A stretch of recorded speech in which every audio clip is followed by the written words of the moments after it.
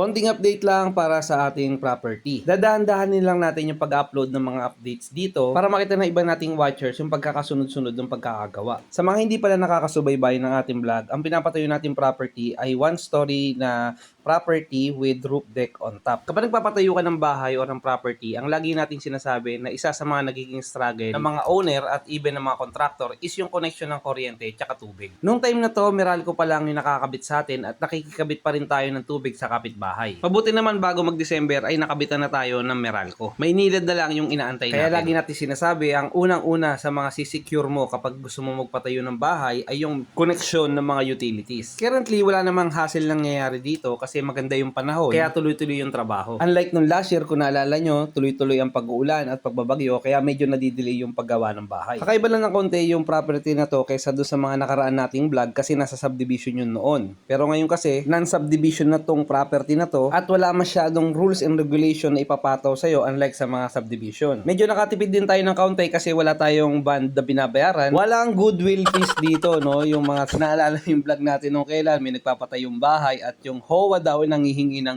goodwill fees. Saan nakuha yung goodwill fees na yan? On the other hand, guys, may mga disadvantage din naman at kaigpitan naman pag non-subdivision yung pinagpapatayuan ng property mo.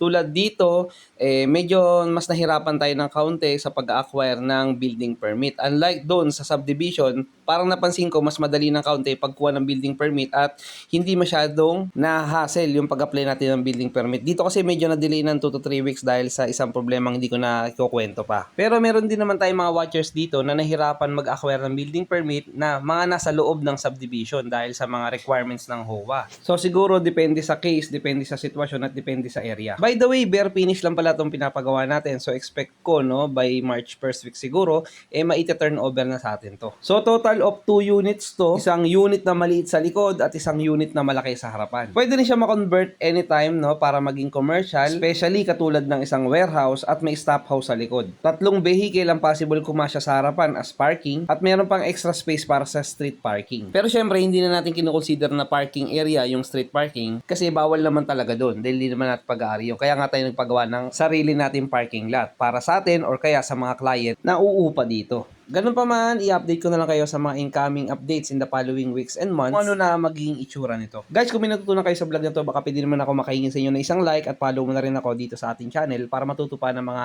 videos katulad nito.